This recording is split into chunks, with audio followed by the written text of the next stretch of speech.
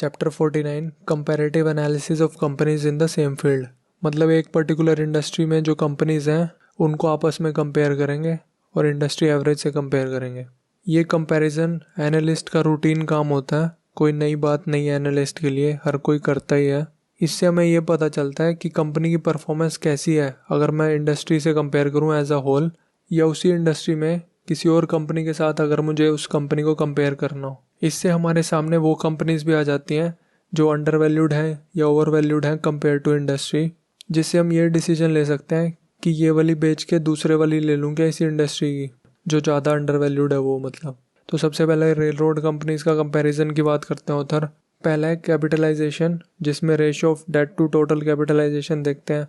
Preferred stock to total capitalisation, common stock to total capitalisation. इससे हमें company के capital structure का पता चल जाएगा, कितना डेट है, कितना प्रेफर्ड स्टॉक है, कितना कॉमन स्टॉक है।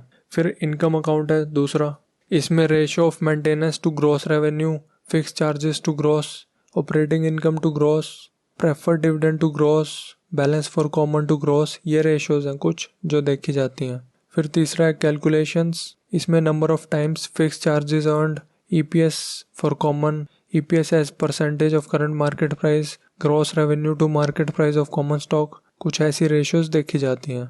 फिर है 7 ईयर एवरेज अर्निंग्स, इसमें हम EPS लिखते हैं 7 साल की एवरेज कितनी है, और EPS as a percentage of current market price 7 साल का एवरेज कितना है।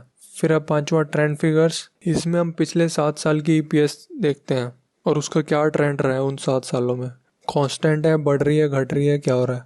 फिर छठा है डिविडेंड्स, डिविडेंड रेट क्या है, डिविडेंड यील्ड क्या है। फिर ऑथर बोलते हैं जो ये एवरेज फिगर्स निकालते हैं हम, इसमें 7 साल ही लेना कोई ज़रूरी नहीं है, आप 8 भी ले सकते हो, 6 भी ले सकते हो अपनी जजमेंट यूज़ करके। लेकिन थियोरेटिकली वो इतना लंबा ज़रूर होना चाहिए कि एक साइकिल पूरी कंप्लीट हो जाए। बट इसका मतलब ये नहीं है कि आप कुछ ऐसे साल भी इंक्लूड कर लो जो बिल्कुल ही आउटलायर्स हैं। जैसे 1939 में 6 साल की एवरेज ज़्यादा बेहतर है एज़ कम्पेयर टू 7 साल की एवरेज, क्योंकि 7 साल की एवरेज में 1933 भी आ जाएगा जो कि हम नहीं चाहते, जो कि बहुत ही एक अनयूजुअल पीरियड था।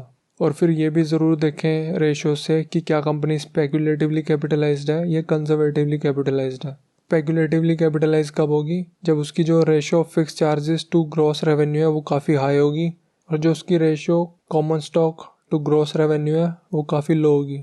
मतलब कर्जा ज़्यादा है और कॉमन स्टॉक कम है। और फिर ऑथर ये भी बोलते हैं कि जो स्पेकुलेटिवली कैपिटलाइज्ड है और कंजर्वेटिवली कैपिटलाइज्ड है उनका आपस में कंपैरिजन करना केले को आम से कंपेयर करना है, चाहे वो सेम फील्ड में भी क्यों ना हो कंपनीज, क्योंकि बेहतर कंडीशंस को और बेकार कंडीशंस को दोनों कंपनीज अलग तरीके से रिस्पॉन्ड करेंगी। फिर पब्लिक यूटिलिटी के कंपैरिजन की बात करते हैं उधर, इसमें भी सेम रेशियोज हैं जो रेल रोड्स के लिए हैं, बस कुछ एक चेंजेस है जो वो बताते हैं। जैसे फिक्स चार्जेस जो हैं उनमें सब्सिडरी की प्रेफर्ड डिविडेंड भी इंक्लूड करने हैं, और जो डेट है उसमें फंडेड डेट और सब्सिडरी प्रेफर्ड स्टॉक भी इंक्लूड करना है।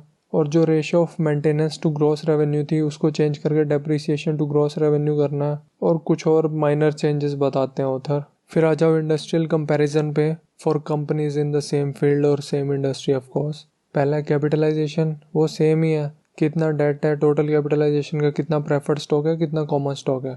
फिर दूसरा इनकम अकाउंट, इसमें ग्रॉस सेल्स कितनी है, डेप्रिसिएशन कितनी है, अर्निंग बिफोर इंटरेस्ट टैक्स कितना है, बॉन्ड इंटरेस्ट कितना है, प्रेफर्ड डिविडेंड कितना है, बैलेंस फॉर कॉमन कितना है। फिर प्रॉफिट मार्जिन्स कैसे हैं, यानी कि EBIT टू ग्रॉस रेवेन्यू कितना है, EBIT टू टोटल कैपिटलाइजेशन कितना है। फिर कैलकुलेशंस की बात करते हैं उधर, इसमें number of times interest charges earned होगा, number of times interest charges plus preferred dividend earned होगा, EPS होगा, EPS as percentage of current market price होगा, gross revenue to market value common stock होगा।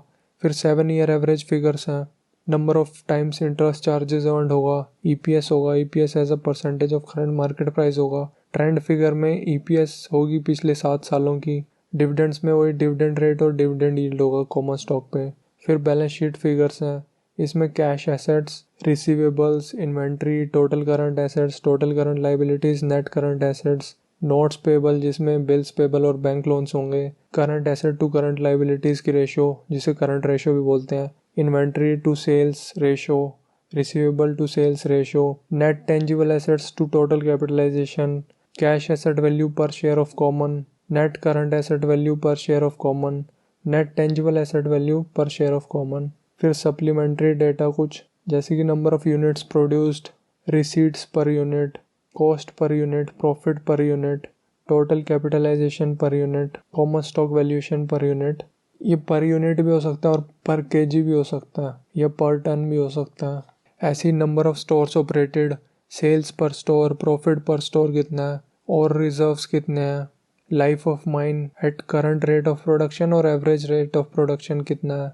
तो ये सब चीज़ें हैं जो कंपनीज की हम आपस में कंपेयर कर सकते हैं। मतलब ये सारे लाइन आइटम्स 10-12 कंपनीज जो इंडस्ट्री में है उनके आप एक टेबल बना लोगे, उससे कंपेयर करोगे एक दूसरे के साथ और इंडस्ट्री एज अ होल के साथ एवरेज लेके उसकी कि कौन अंडर वैल्यूड लग रहा है, कौन ओवर वैल्यूड लग रहा है। फिर ऑथर एक बहुत ही इंपॉर्टेंट बात बोलते हैं जो कि मैं अपने पर्सनल एक्सपीरियंस से भी बोलूँगा, आपको हमेशा ध्यान में रखनी चाहिए अगर सक्सेसफुल इन्वेस्टर बनना है, कि ये जो आपने कंपैरेटिव टेबल बना लिया है इससे जो कंक्लूजन आएंगी उनको आपको एक्सेप्ट नहीं करना है आंखें बंद करके, बल्कि आपको क्वालिटेटिव फैक्टर्स पे भी ध्यान देना है।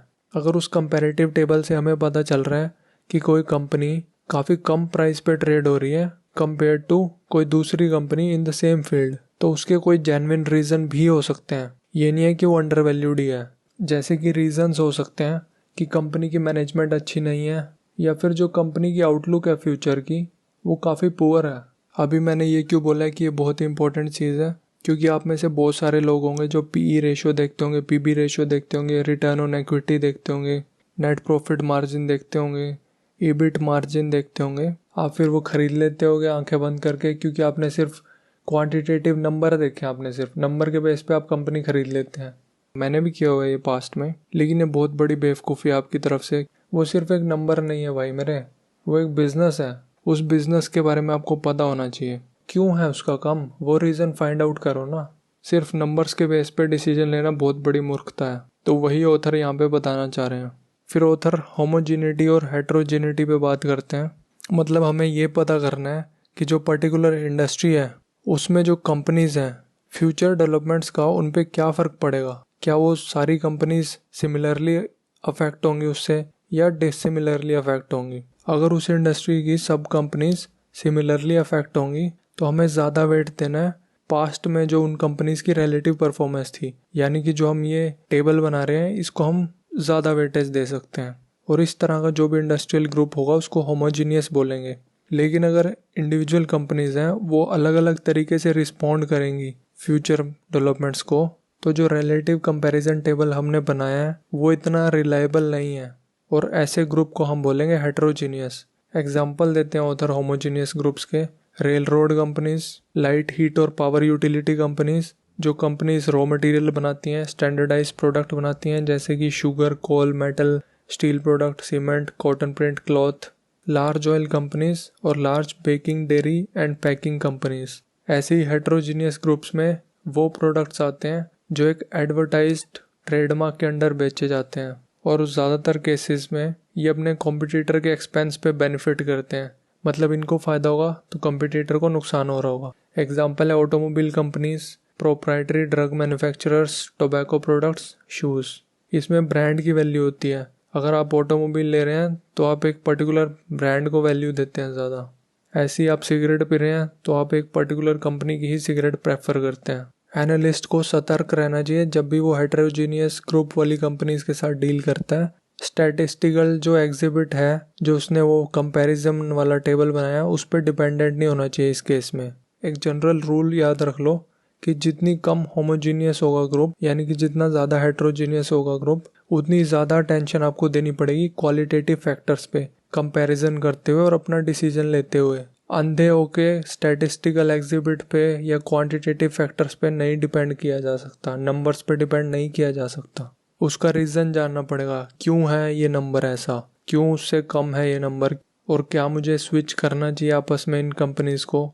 अगर मेरे पास ऑलरेडी किसी एक पर्टिकुलर कंपनी का स्टॉक है और मुझे स्टैटिस्टिकल एग्जिबिट देख के लग रहा है कि दूसरी कंपनी से बेहतर है, तो क्या मैं जिस कंपनी में मेरी होल्डिंग है उसको बेच के ज़्यादा अंडरवैल्यूड वाली कंपनी में स्विच मार लूँ। एक्सचेंज मारने के लिए एक आर्बिट्रेरी रूल ऑथर बताते हैं कि कम से कम 50% ज़्यादा फ़ायदा होना चाहिए आपका एक्सचेंज मार के, तभी एक्सचेंज मारना वर्थ इट है, नहीं तो बेफिजूल के ट्रेडिंग कॉस्ट और टैक्सेस एक्यूमुलेट कर रहे हो आप। इस चैप्टर में इतना ही, धन्यवाद।